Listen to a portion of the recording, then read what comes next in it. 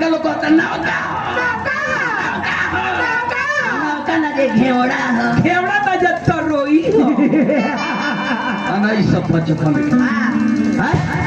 पवन सिंह जी एगो गाना गौले है पूरा ऑर्केस्ट्रा में बजावल कौन गाना कि कचका जमाना तारुआ पियर फरा वाली लगलू माता रे आपन पा पियर फरा यो नाव गाना अब क्या मुस्कुराना गजब ढा गया हाल क्या है दिलों का ना पूछो सना। अच्छा ये कौन के गीत हम के गीत 1955 हाँ जब मेरा रोयल जवान हाँ मेरा के गाना ये घड़ी एक के खेसारी भाई रंग पेंट को के पुलिस उलिस मार के मार्केट में धो देल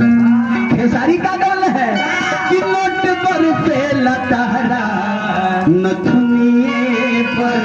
जब हिलावेलु कमर हरमुनिए पर नोट पर से लतारा नथुनिए करे के नौका लोग कहता नौका ना जे घेवड़ा घेवड़ा बजत तो रोई अनाई सब बचपन पवन सिंह जी एगो गाना गौले है पूरा ऑर्केस्ट्रा में बजावल कौन गाना कि कचका जमाना तारुआ पियर फरा वाली लगलू माता रे आपन पा पियर फरा यो नाव गाना ना आज से 40 साल पहले 40 साल पहले आरा भोजपुर के सुप्रसिद्ध व्यास मानस हंस स्वर्गीय गायत्री ठाकुर जी एगो प्रसंग गौले राम केवट संवाद जमुना में भगवान राम से केवट कहता कि नाथ ना चढ़ाए बते है नैया कि न भोले पैया नाथ ना चढ़ाए बते है नैया कि न भोले पैया।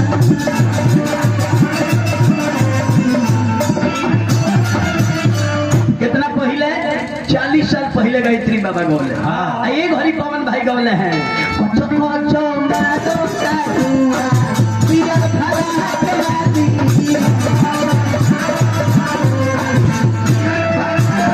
यही के कहता नौका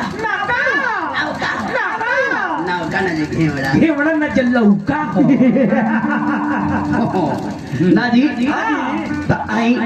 एगो साइड सॉन्ग सुनावत तनी नौका बबुआ लोग हां जी एगो लड़का के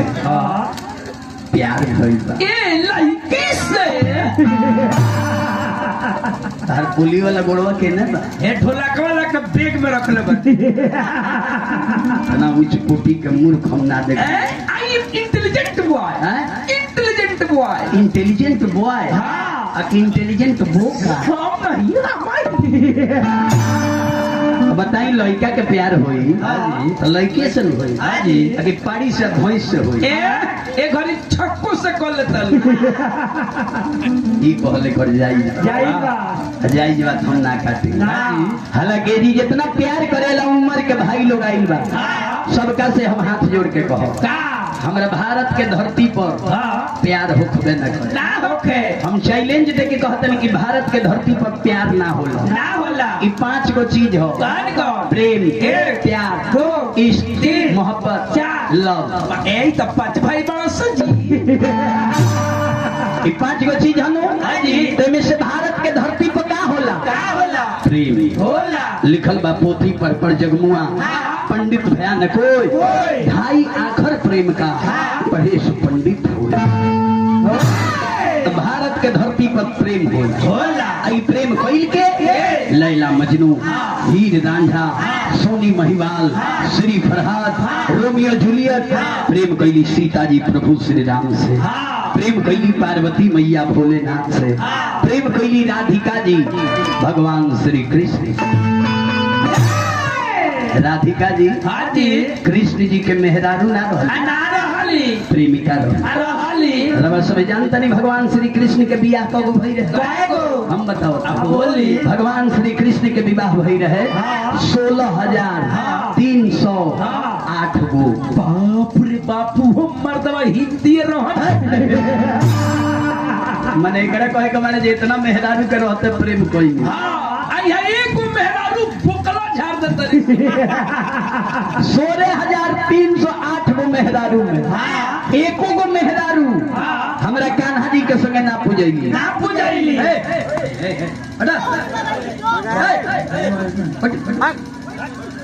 हमरा कान्हा जी के संगे ना पूजैली। राधिका जी प्रेमिका होते हुए हर मंदिर हर कैलेंडर में भगवान श्री कृष्ण के संगे पूजा तन्ना का भाई लोग करे के बात प्रेम करो। प्रेम करब तो राधा कृष्ण खानी तर जाइबो। प्रेम करब तो राधा कृष्ण खानी तर जाइबो। आ प्यार करब तो औरतिया के चक्कर में छोटुआ खानी ठोक दे मर जाइबो। घर के लोग के पता लगी को बबुआ के धड़ भेटाइल हम खवारी में आ घेट भेटाइल हले नवारी में।